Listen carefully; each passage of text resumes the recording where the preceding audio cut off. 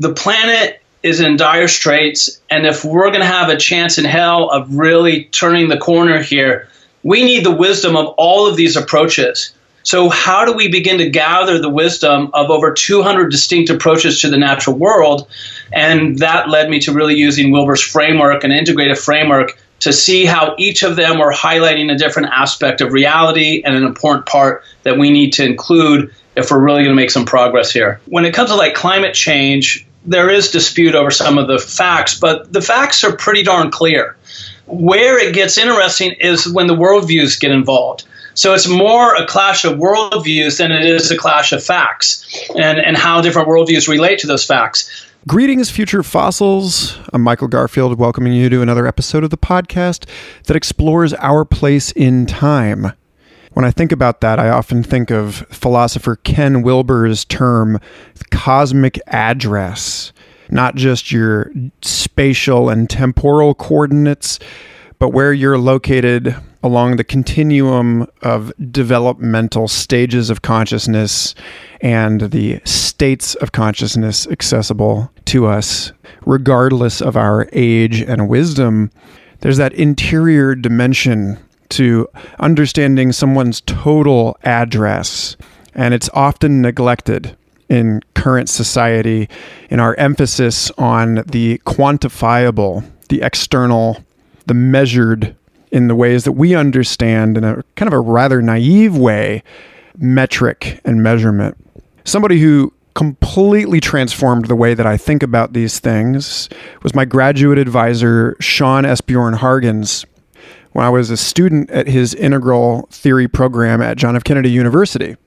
And in the last 10 years since I graduated from that program, Sean's life and work has taken on some very interesting new dimensions and qualities, and it's with great pleasure that I bring him onto the show today to talk about adopting a multi-perspectival meta view of ecology, of society, of social impact, of wealth and value.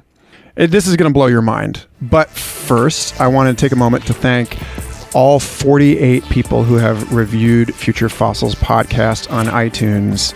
We live in a world where algorithms determine whether somebody is going to listen to this episode or not. And so if you have left a review, if you have given Future Fossils a 5-star rating on Apple Podcasts, then you're helping people discover this, which obviously I am immensely grateful to you for, because this is a project about serving as many people as possible with inspiring and intelligent conversations. Also, a big thanks to the 5 new Patreon supporters I have this week. Big ups to Bob Tajima, Frank Weiss, Andrew Thompson, Ethan, and Pamela Shapiro. 5 new additions to our roster of folks with access to exclusive and early release episodes, like the remaining 3 hours of last week's conversation with Charles Shaw, which I swear one day I will make public, but for now is available in its entirety to Patreon supporters, along with hours and hours and hours of new music and the triptych of recordings I made with film scholars J.F. Martell, John David Ebert, and Barry Vacker about Blade Runner 2049 and the social impact of science fiction on our collective imagination of the future of the human species. So if you want to check those out, all of those recordings are available to any level of support at patreon.com/Michael Garfield. Along with the panel discussion I did last week at the Body Hacking Conference here in Austin, Texas, with somatic therapist Saj Razvi about his work with the FDA-approved clinical trials for MDMA-assisted treatment for post-traumatic stress disorder. I also have 3 hours of live acoustic electronic guitar music I will be posting to patrons at the $5 level here very soon in the next couple weeks, including the show that I played for the MAPS MDMA Phase 3 trial benefit dinner just recently. All right, shilling for Patreon complete. Thank you all so much for listening. I really hope that you enjoy this episode. If you find Sean as inspiring as I do and you want a firsthand encounter in the design of wisdom economies, then you can join us at the MetaCapital seminar happening this April in Iceland, in Reykjavik. And details for that can be found on his website at metacapital.net. And with that, it is my great pleasure to introduce to you integral ecologist and organizational development coach and consultant, one of the great influences in my life, Sean Esbjörn-Hargens.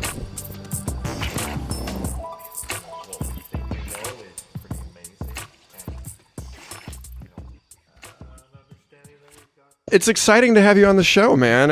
We really haven't spoken all that much in the 10 years since I've been your student.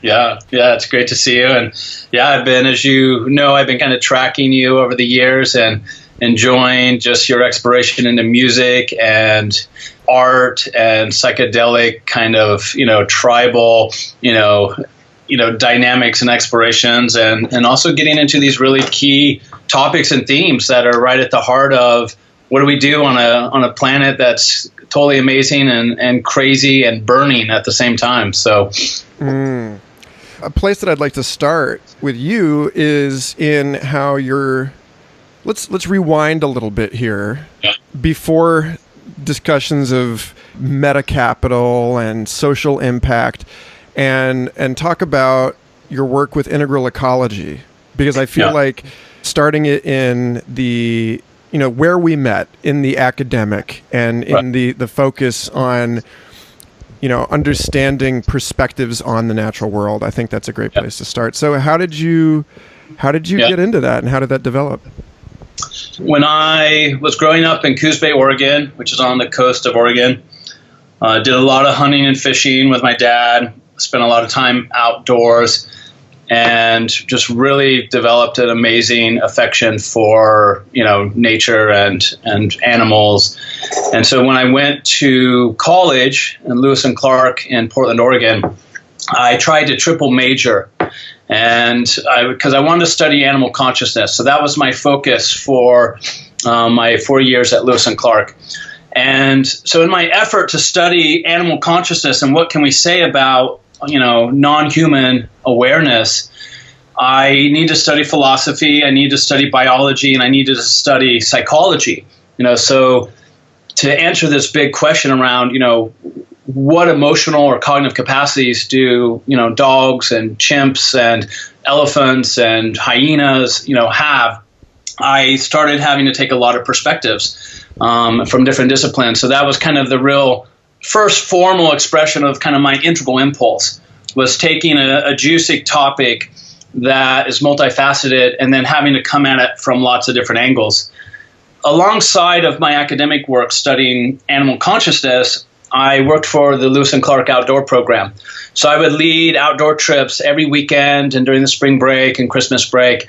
We go backpacking, kayaking, hunting edible mushrooms and building igloos and all kinds of amazing things. So I was doing a lot of outdoor education, but I was reading a lot of environmental philosophy.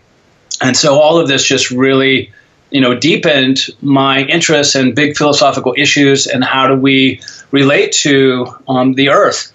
And then when I went to Kenya as part of an overseas program as a junior in college, I decided to do my main project over a 6-month period in Kenya on concepts of nature and how different worldviews of nature played a role in how we understood nature, how we interfaced with the natural world, whether we had an extractive orientation, whether we had a reverence and sacred orientation, and so forth.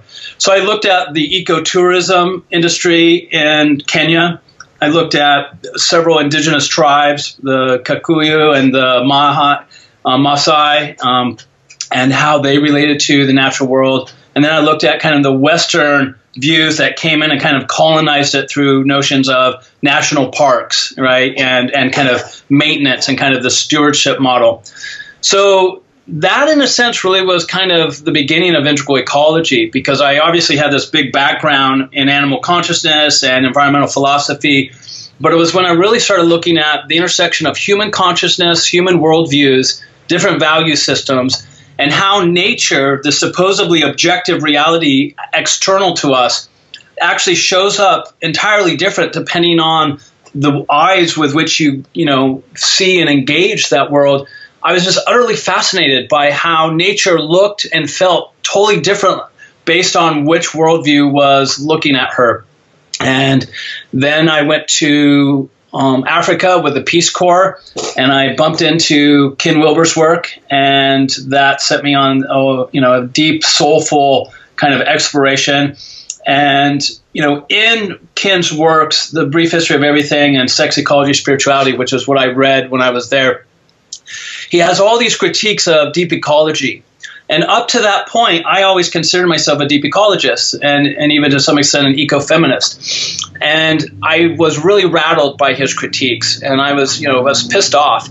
And I remember handwriting out all these rebuttals to his critiques and, the arguments he was making against deep ecology.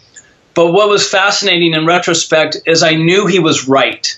I knew he was really nailing them and highlighting some really vulnerable aspects of their orientation, but I was still so identified with it. I kind of went out kicking and screaming, even though part of me was awakening to the truth of what he was pointing to.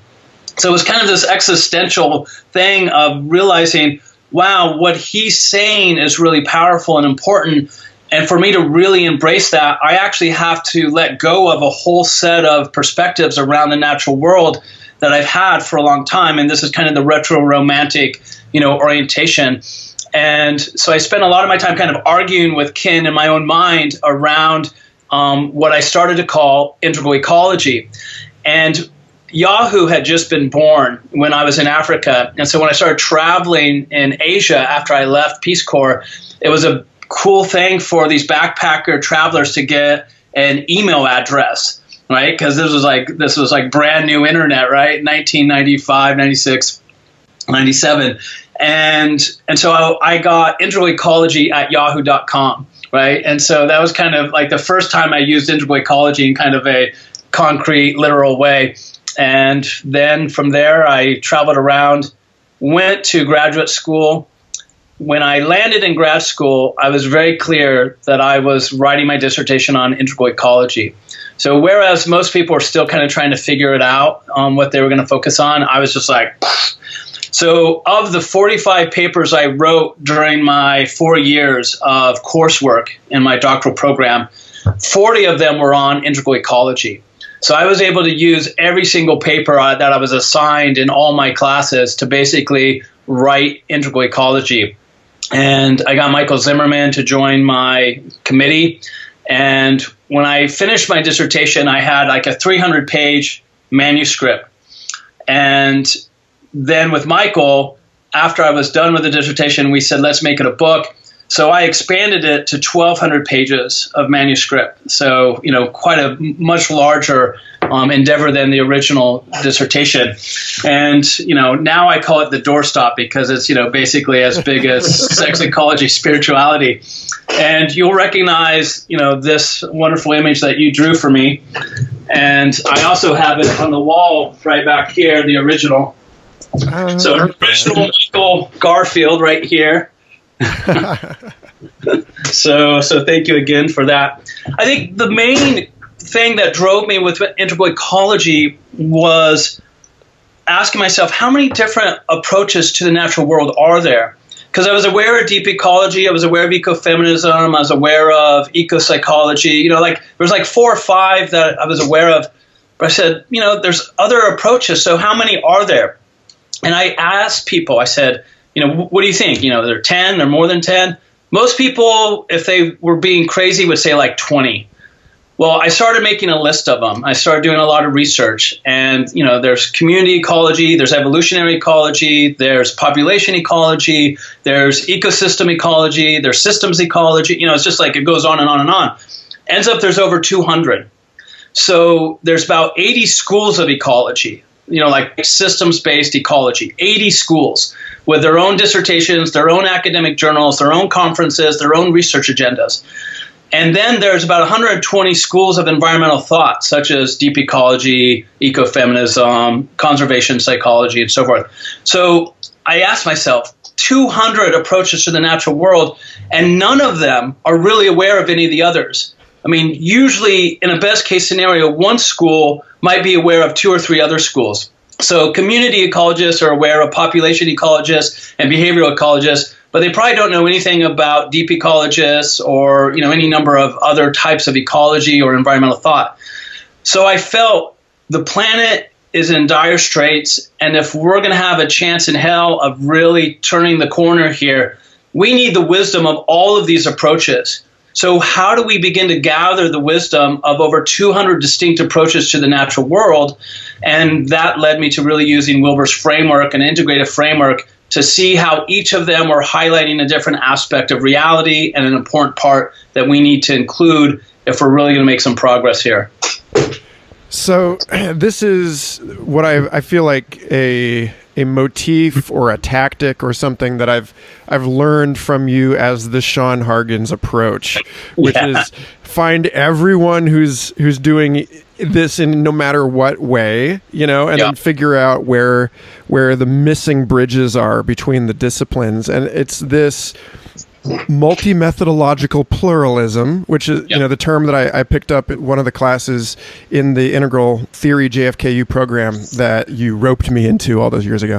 This is such a stark contrast to what I remember coming to you with this wound, which strangely has not. It's like the stigmata. It's still here, but the wound I received as an undergraduate student, where I went to my advisor and said, hey, I want to study the role of mind, language, perception, and consciousness in the evolutionary process as part of a massively cross-disciplinary survey of the literature on emergence and self-organization, and try and start to pick this apart. And he said, do you realize that the university system operates as a series of medieval guilds, and that it's a tragedy, but it's the reality of the situation, and that you can't specialize in synthesis? And now, 13 years after he said that to me, we're living in a world where it's clearer by the day that work like yours not only should be done, but must be done, because we're having to articulate or puzzle out, perhaps is more accurate, new syntax of these fields of knowledge. How do we put this all together? Hunter Motz of the Mixed Mental Arts podcast, he seems to explore this constantly, this issue of there sort of being, we've fallen off the back of the treadmill as far as expertise, specialist expertise is concerned. So how do we put this together? And it's, I think, of note that if you look at all of human activity and economic activity as a subset of ecology, if you look at the flows of energy and information through human civilization as some tiny little piece of that much larger interspecies communication network, then really your work adapts very intuitively and obviously and immediately to issues of managing the surfeit of knowledge and information that we have at our disposal about how we, struggle through this reappraisal of value and meaning and purpose and impact and all this stuff in society. So you've got from there to there, and how is that? Well, you're right to point to what I call my superpower, right? If I was to say, what is my superpower? It's meta-integration, right? It's this ability to look at a lot of different approaches to a single topic or issue and start to architect an orientation that really weaves it together. And so I did that with Integral Ecology, right? And identifying the 200 major kind of approaches to the natural world, and then seeing how they could fit together in a way that's useful. I'm doing that with the Enneagram system and what's happening behind me. And that's also what I'm doing with the meta capital work and the meta impact work. And I think we really do need to cultivate this integrative synthesizing orientation. And it's one of the big challenges because there's what's, I often call the complexity gap, which is this gap between our level of consciousness and our ability to manage complexity and the amount of complexity we find ourselves in our day-to-day world and in business and in organizational leadership and so forth, right? And so the capacity to be integrative in our orientation in many respects has a vertical developmental dimension to it. We actually have to evolve our consciousness to be more capable at integrative thinking and feeling, right? And so, our university system is in this guild system, as you mentioned, is still very much in an orange, green, postmodern, modality. Oh, hold on. Back up. I don't know how many people in the audience are familiar with the human developmental color coding language of spiral dynamics and stuff. So maybe introduce people to that.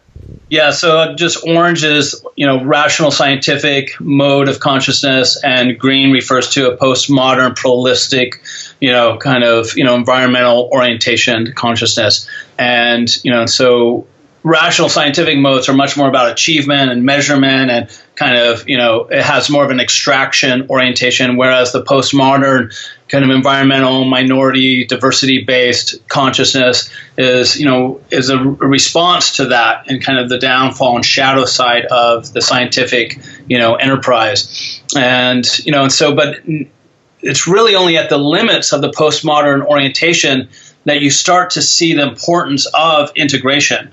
So as a culture and as a global society, we're just now really entering into an integrative mode where the overwhelm of the information is forcing us to develop strategies of integration.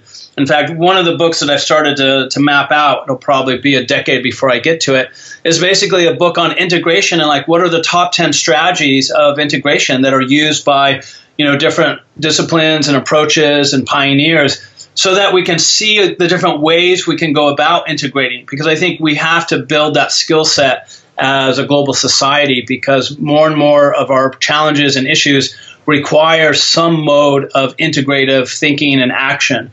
And so from ecology, I've always had this really deep passion for, the state of the natural world and how do we protect it and, and what can we do. And so in the organizational and consulting work I do with businesses, we started looking at triple bottom line approaches. We started looking at multi-capital frameworks. And this pattern that I have of doing the meta move, right, emerged, where I started saying, okay, what are the different kinds of multi-capital frameworks that are out there? So I started gathering them, and I ended up having about 20 of them. And some of them had 3 types of capital. Some of them had, 4, 5, 7. And so I started doing meta-analysis on that to see what are the deeper integrative patterns that are occurring in these models, and what would an Uber model look like? What would be the meta version of all of this that I could put together? And so that led me to the current version of the meta-impact framework, which has 10 forms of capital. And all of this is around this move from a focus on financial capital to different types of value, right? And this is what's so great about the integral models. It highlights that there's lots of different types of value. And if you leave out one kind, you're really doing a disservice to reality. It's actually a violence against the cosmos. And so I was looking at how different models have attempted to include psychological value, social value, natural capital, natural value, human skill and capacity, health and well-being, right? And it's really, in a sense, the meta-impact framework is the integral ecology framework. And in that, for us to, really change our ways with respect to the environment, we need to change the economics of how we do business. We need to change the capitalistic system and our orientation to it. And so I more and more started to realize that kind of doing my environmental rah-rah serves a purpose, but until we really wrestle with capitalism, it's almost like, what's the point? So I increasingly started seeing the value, even though I know nothing about economics and I'm just a newbie when it comes to the business, but realizing that's where the problem lies and that's where the solution lies, in some important respect. Even though we need a multi-front strategy and everyone bringing their unique gifts to the table. So what I love about the meta-impact framework is I feel like it takes all the philosophical work I did around integral ecology, and it finds a kind of public front-facing model that really is deeply informed by integral ecology, but presents it in kind of an organizational or business context that is really grabbing people's attention. And more people who are not familiar with the integral movement or Ken Wilber's work are responding to the MetaImpact framework in a way that no one ever even responded to the integral ecology work. So there's some way in which this particular modeling is the simplicity on the other side of the complexity and really seems to be grabbing people's attention. And it feels like the first time an integral model that I've created is actually going outside of the integral community. And so that feels very exciting to me.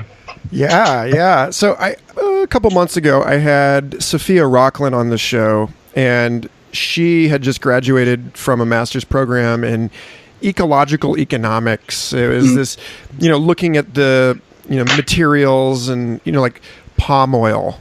And if you look at the entire world economy through the lens of palm oil, like what do you see? And she critiqued the idea of merely opening up natural so-called like ecosystem services like carbon recirculation into, a market estimation, this idea that maybe if we can just evaluate, come up with a number of like how much good globally this acre of rainforest in the Congo is doing, then we can keep people from developing it because we've provided an economic incentive. And she said exactly what you said. She said, yeah, except the problem is, what is a tree doing? Whatever we say belies a particular perspective that then like externalizes all of the other things that the tree is doing, and we never get to the end of it. And we, in the words of Rene Magritte, every painting starts as a romance and ends as a rape.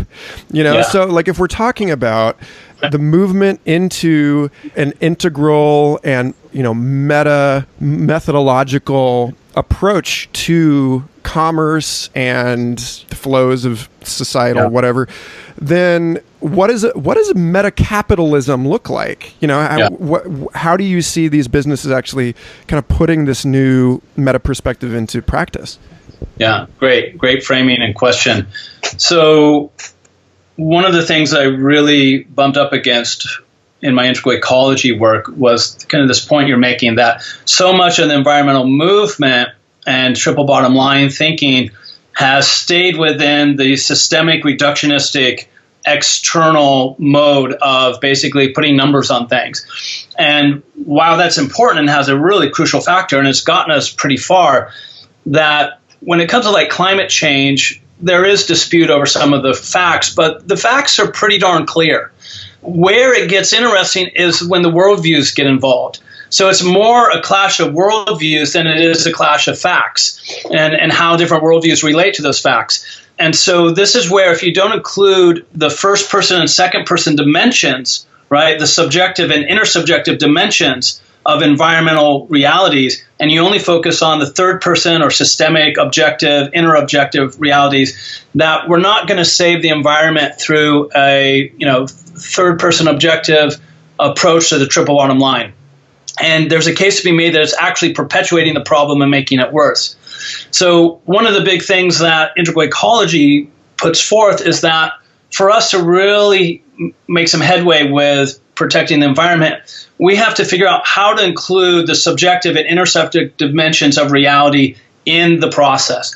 And so my background originally was in animal consciousness, right? And looking at how would our ecology, our science of ecology change if we actually recognize the sentience of the organisms that are part of that ecology, right? And there are only a handful of scientifically trained ecologists that do that, right? And there's some fascinating work. It's getting more and more accessible, and you're seeing more examples of it. But like, for instance, there was some work done a few years ago around, the wolves that were reintroduced into Yellowstone, and how they were just having a field day, a buffet with the elk and the moose, because the elk and the moose and deer no longer had fear of the wolves. And so they were just getting slaughtered. So this ecological analysis looked at the role of fear in the predator-prey relationships and the importance of that emotion and the emotional dynamics between predators and prey. Now, obviously, they were not making a case that these animals were conscious of their emotions in the way that human beings can be,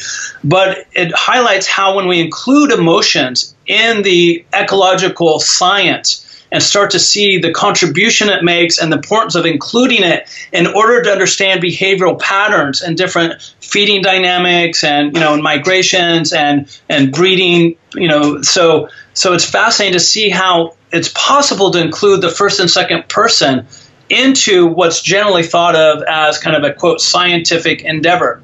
So the same thing with triple bottom line. When you look at people, planet, profit, those three kind of bottom lines are almost exclusively defined and operationalized in a lower right systems, inter-objective set of metrics and externalities that really is just more of the same.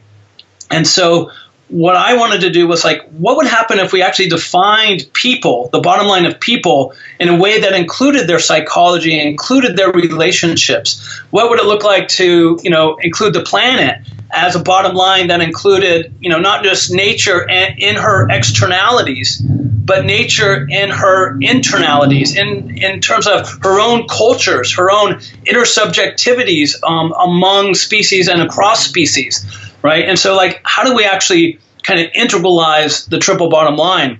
And so I rearranged them across the quadrants instead of just having them in Wilber's, systems quadrant. And I have the people bottom line across the top of, kind of the psychology and behavior. And then I have the profit bottom line on the right-hand side in terms of kind of behavior and systems. And then planet is on the bottom, which includes the culture quadrant and the systems quadrant. So then that leaves this kind of left-hand axis. What do we put there? Well, it's interesting. When you look at the efforts to expand the triple bottom line, and people add a fourth one, almost, 75% of the time, the fourth one they add is purpose. And one of the reasons I believe they add purpose is because they're trying to balance the overly systemic, reductionistic focus of the other three bottom lines of ecology, planet, people, and profit. And they're trying to bring in the interiors. They're trying to bring in purpose at an individual and collective level.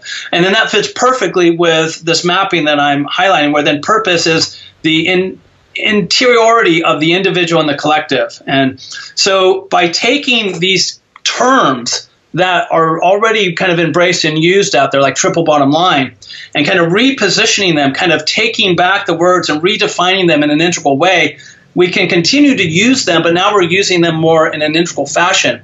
And so I'm doing that with capital as well. So there's these 10 types of capital or 10 types of value. So like human capital, health capital, financial capital, manufactured capital, social capital, psychological capital, and so forth.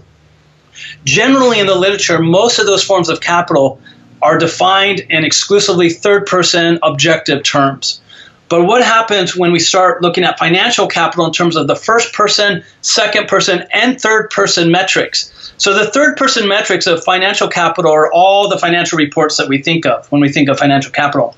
But the first person aspect of financial capital is our own emotional and psychological relationship to money, right? And essentially our shadow.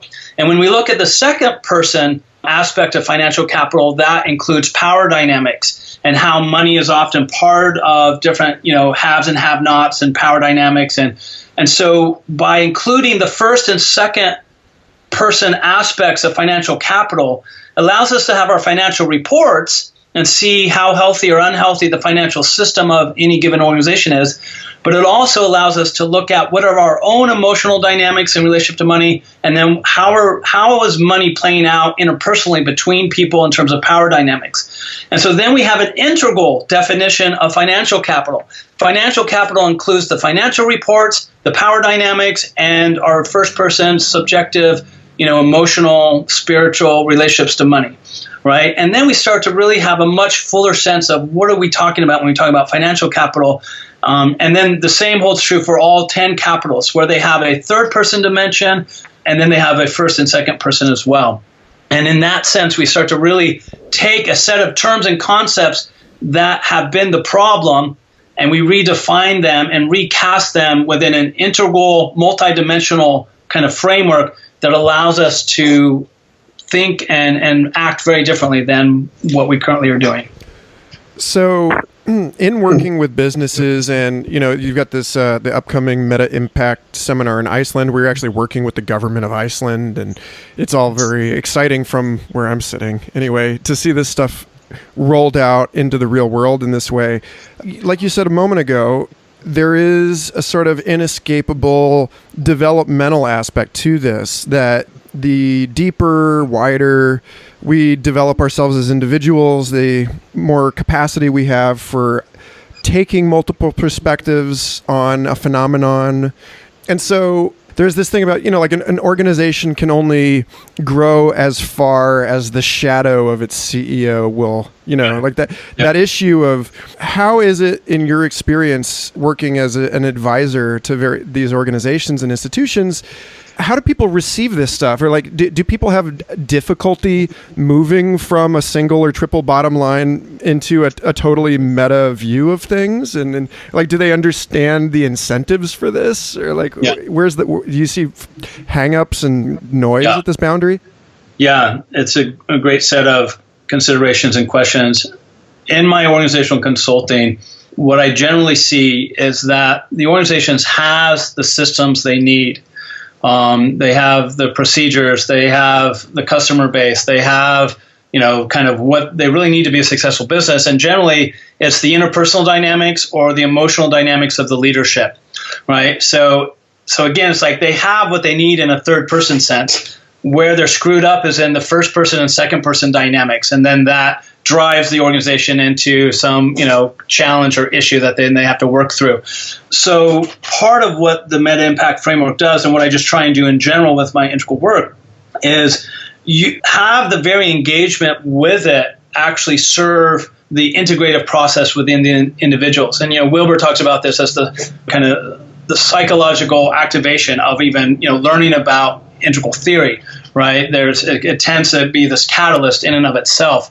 And this is why in the context of software development, as we're developing value accounting software, we're looking at how do we do that. And this value accounting software is based on the MetaImpact framework, and it's a way of inputting first, second, third person data into a mobile device, for instance, that then creates dashboards, right? So we're creating the user interface with that process so that it actually grows and evolves consciousness through the interaction with it, right? So that we actually are evolving the awareness of the employees just by interfacing with the framework. What we often see is that most of like the 10 capitals are already being generated in the organization. So it's not that they need to all of a sudden, if they're focused on financial capital and manufactured capital and human capital, that we have to then sell them on, well, now you also need to be cultivating these other 7 types of capital. No, usually what's happening is they're already generating capital in most of those other 10 forms. They're just not aware of it. They're not tracking it. And so what we start with is showing them how they're already generating that value, and then how might they start to track that over time. They get very excited about this because initially they feel like they have to make a bunch of changes in order to kind of do what we're saying. And so one example I like to give is this forklifting company that I'm working with in Australia. They were selling their forklift on basically, and this kind of software that allows you to track real-time data on manufactured capital, so maintenance of the forklifts, financial capital in terms of saving costs, knowledge capital in terms of real-time data at your fingertips, and then health capital in terms of safety, so reducing incidences where people get injured. But their customers, when you looked at the statements the customers were giving around the value they received from the company, they were making statements that went in all 10 forms of capital. So then now I just have to show them, look, you're already delivering value across these other types of capital. You just need to be aware of that and include that in your story and in your pitch, and then find more formal ways to deliver more of that value to the customer that you're already delivering to, right? Because all the other forklift companies are selling their products on the same 4 capitals you're selling yours. But if you're already delivering value across the other types of capital, then expand your story, expand your position, expand your sense of self-identity as to what you're doing and why, because you're already doing it. So this makes the threshold a lot easier for people to cross because they're not usually having to change so much what they're doing. They're just having to become conscious of the value and benefits they're already delivering and then amplify that. And then by watering those shoots, then it just naturally grows organically into them embracing more and more of kind of the framework in a sense. Do you ever get pushback from people about this stuff? I mean, and like, do you, is there resistance to this? I mean, or is it simply a matter of sort of inviting people into their, I mean, because when I hear this stuff, when I hear you talk about the meta of it and the way that it, you know, it's bringing all these things together, it's revealing a new pattern of information and insight to people.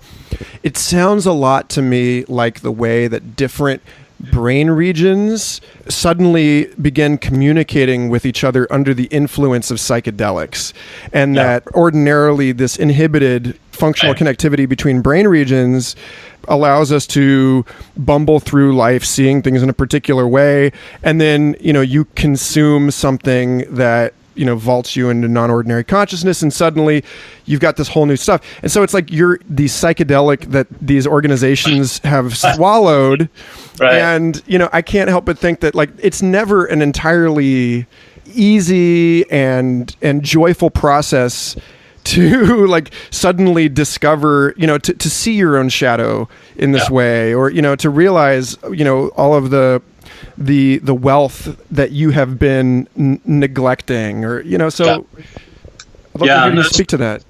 There is a lot of resistance, and this is where my background as an integral coach comes in, right? Being trained with Integral Coaching Canada and their methodology is like learning how to design practices that actually align with the momentum of the client, right?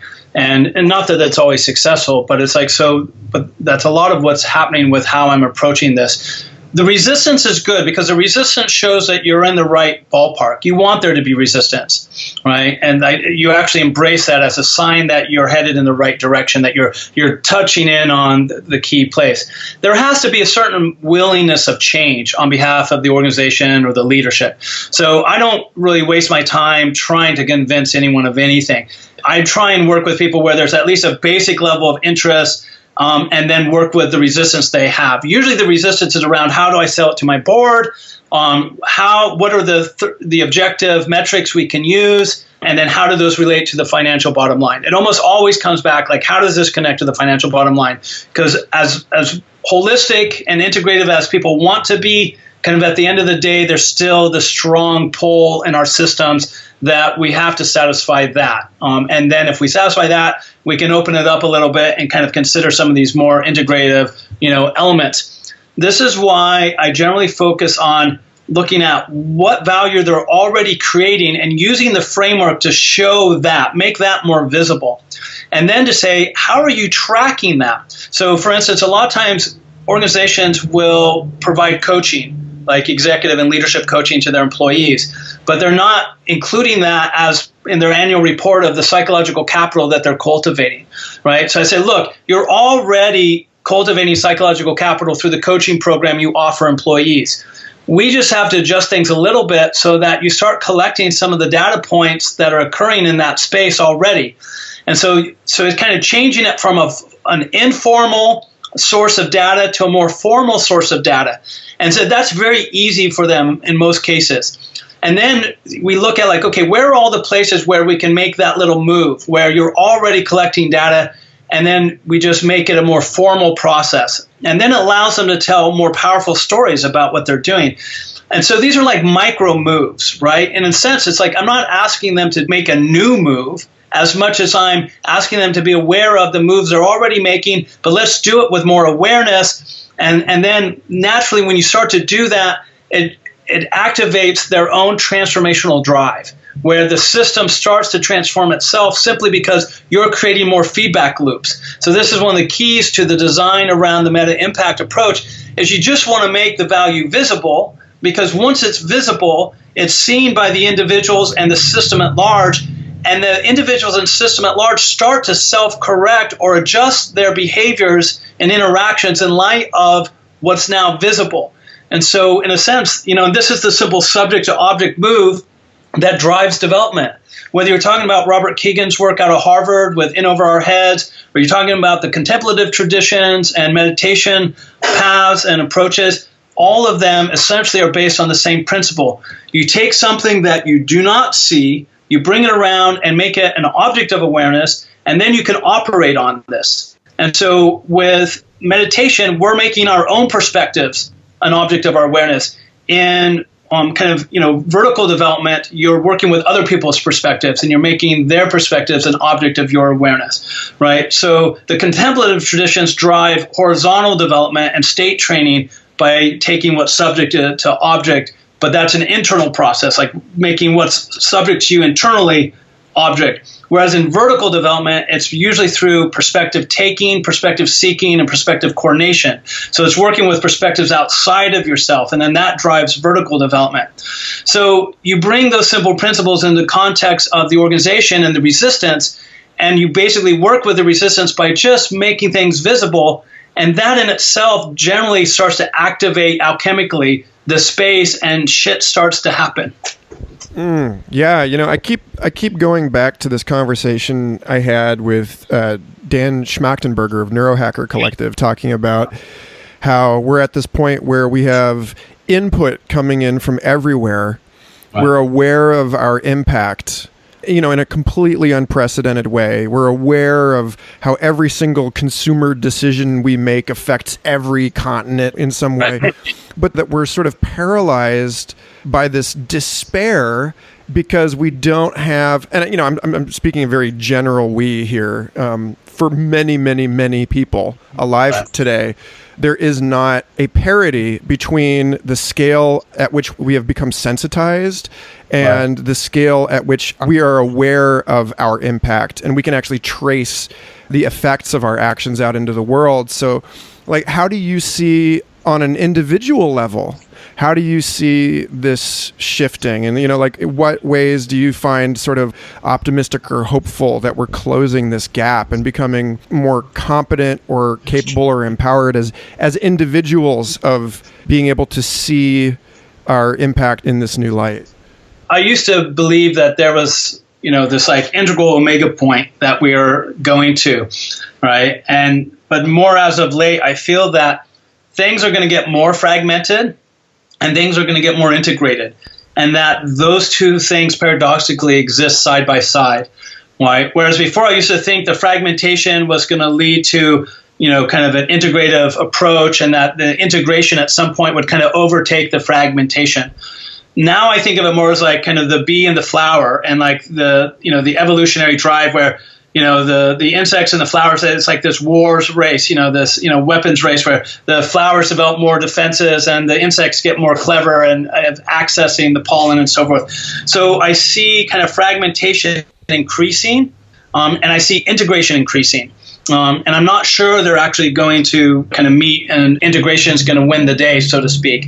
I suspect, and what I see out there is people are going to become, we're more and more multidimensional, we're holding more and more as individuals. And so we're getting more highly differentiated. And so that fragmentation can either be a bad fragmentation or it can be a good fragmentation. Fragmentation has a negative connotation because we usually think of it more in terms of disassociation. But if we think of fragmentation as differentiation, right, and we think of differentiation and integration, right, those two things go hand in hand developmentally. So if we think of differentiation as the healthy form of fragmentation, then it helps us understand that fragmentation in and of itself is not bad. It's just maybe the kind of unhealthy expression of differentiation. And so if we can move kind of fragmentation to differentiation, and then we can place that in a healthy dynamic, a dialectic with integration, we can keep moving back and forth between integration and differentiation, right? And so, and this is often about making things visible, right? When I work with coaching clients, usually the driving factor is making things visible to them. When I work with organizations, it's usually making things visible to them. So I find that simple principle generally, does a lot of the heavy lifting, and that I just need to find the right things to make visible in the right sequence, right? To kind of optimize the developmental potency of what we're doing. And so working with the meta-impact framework, in a sense, is doing shadow work for an organization, because the meta-impact framework makes visible all kinds of shadow dynamics in the organization, because you're including the first and second person dimensions of psychology, of social dynamics, of the natural world, of finance, of health and wellness. And so it forces organizations to become very teal in a sense, because and I often define integral business as business that takes on looking at and seeking out their own shadow and then working with it in constructive ways. So if we think of integral business as being defined that way, that it's business that does its own shadow work, then the meta-impact framework is powerful because it provides a methodology for organizations to do their own shadow work. And again, that's just another way of saying making something visible that otherwise is in the shadows. Yeah, to drag this slightly out into the woo, I think, was the United States is experiencing its Pluto return this year. Yeah. And so this notion of the collective shadow work and this reckoning that we're going through right now as a divided nation, with, that's not American. I'm not that. It's really fascinating to unfold. Do you... In this work, how has doing this work enriched you? Because, you have been working with this stuff for over 15 years at this point. And, if we're going to follow the developmental markers, you brought up Robert Keegan and this notion that people who are engaged actively in personal development, we see this gradual progress over the course of years. How has your own understanding of the world and of your place in it and your impact as a human being deepened through engagement with this? Yeah, beautiful question. Yeah, it's been a wild journey. It's 20 years plus. And I think where I'm at right now in that process is I've shifted out of doing meta-integration at the mental level, right? And it's dropping in to the heart and the body. So, for the last 10 years, I've really focused on Wilber's work, Edgar Morin's work, and Roy Bhaskar's work, all three of whom have very robust integrative methodologies and maps and models. And I've really worked at kind of meta-integrating those three. So that's really heavy lifting in the mental space. And so I feel like, in a way, I've scratched that itch, right? I'm continuing to do that work, and I'm very passionate about it. But there's this deeper desire to drop into the heart. And so the way that showed up for me is I had this soul impulse to start to learn to play the violin and to sing at the same time. Now, playing the violin at 44, it's not an easy instrument to pick up. And learning to sing for the first time in my life is not easy. And trying to do them together is even harder. And very few people sing and play the violin at the same time. There's only 5 people in the world, basically, who do that. And only 2 of them have records. So it's not something you come across. So this is a way in which this meta-integration showed up at a deeper heart-based level, right? And it's forcing me to slow down, right? Because I have to really listen to the sound of the violin and match my pitch and feel that vibration in my body. So it's this cool kind of alchemical meta-integration in a non-conceptual, music-based, heart-based place. And so that's one way it showed up. The other way is it's dropped down even further into the belly center. I've been involved with somatics for 10 plus years and have engaged in a number of different traditions. But in the last year, I've really gotten on fire for it. And so I've been studying 2 traditions of somatic work, Emily Conrad's work and Bonnie Bramage-Cohen's work. And I've been studying 2 types of dance, Japanese Butoh and Laban, analysis and movement. And then 2 types of martial arts, Brazilian capoeira and Russian sistema. And so I'm working with these 6 different somatic traditions. It's crazy. It's total, what is going on?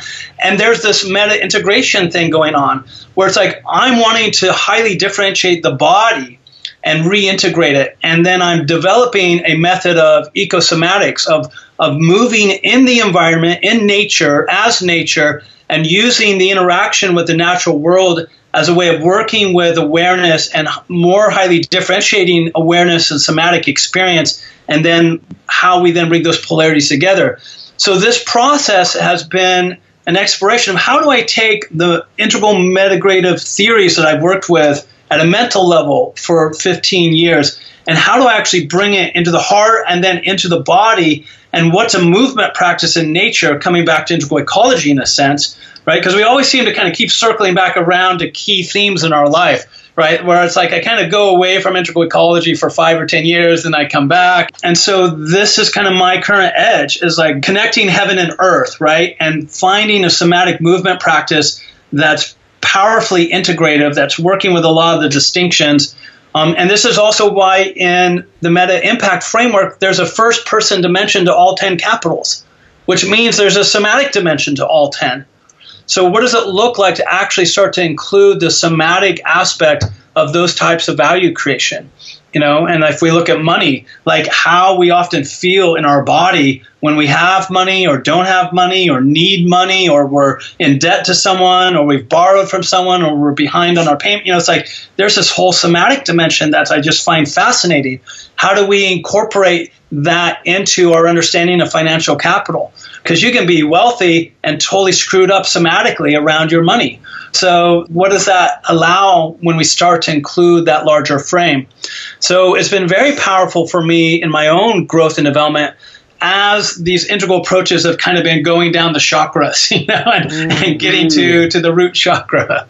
So we're coming up on an hour here, and I would love to give you the two-part question that I give as many guests as I can remember to give, which is, if we're viewing your life in light of its impact on the unborn generations, if you're planting trees, you're not going to eat the fruit of, to use Jamaica Stevens' phrase for this, then how do you plant yourself in history here? And also, given that this may one day be like excavated by uploads or whatever, what question or what message would you communicate to that sort of the world over the horizon of your current inquiries? Yeah, it's beautiful. Charles Eisenstein has this kind of orientation of like, your heart knows of the world that's possible, right? It's like we can kind of feel this possibility, this potential, and we're like called to that. And so I feel that my impact is helping to make the morphic field of integrative thinking and being a stronger field, right? So the work I've done around Wilber's approach and kind of building the academic basis for that and the research basis, the work I'm now doing with MetaImpact and kind of looking at multi-capital systems and how do we bring an integral orientation to that. I really want my life to be the transmission of integrated head, heart, and hara. And so I'm really trying to continually live into that, see where I fall short of that, continually integrate the belly, the heart, and the mind, and have my models be an embodied expression of that, have my frameworks and the way I apply them with clients, with organizations, embody that and transmit that, so that there is, at least in the Akashic record, if you will, there is a place that people can tap into where they get a powerful taste of what's possible when the head, heart, and hara are deeply integrated in profound service to a better world. And so I don't know to what extent I will have direct, kind of calculable impact in that regard, but I feel very comfortable knowing that I'm increasingly living my life in a way that is true to that, and that in itself is helping to kind of hold that particular energetic signature. And that if I can hold that signature and make it bigger and find others to hold it with me and for me to help hold theirs, that in itself would be a great service. So that's what I'm trying to do. That's beautiful. Sean, where can we send people to learn more about your work? The best place would be our website at this point, which is www.metacapital, so METACAPITAL metacapital.net. So metacapital.net. That gives an overview of the Meta Impact Framework. It also, on one of the pages, talks about what we're doing in Iceland, which you're joining us there in April. So I'm very excited about that. And people can contact us through there and learn more. Awesome. Thanks a lot for being on the show. Great to be with you, and looking forward to dancing in Iceland. Thanks again for listening. I hope you enjoyed that episode as much as I did. Future Fossils is part of the MindPod network, along with Third Eye Drops, the Astral Hustle, Synchronicity Podcast, and an oodle of other fascinating programs. I encourage you to go to mindpodnetwork.com and subscribe to them all. And stay tuned, because we have some awesome episodes coming up on Future Fossils, including Jamaica Stevens of Re-Inhabiting the Village, philosopher Tim Freak, cyborg musician Onyx Ashanti, digital artist and non-dual philosopher Archana Nair, science fiction journalist George Dvorsky, Douglas Rushkoff, floral sculptor Anthony Ward, and a bunch of other great ones. So stick around and have a most excellent eon.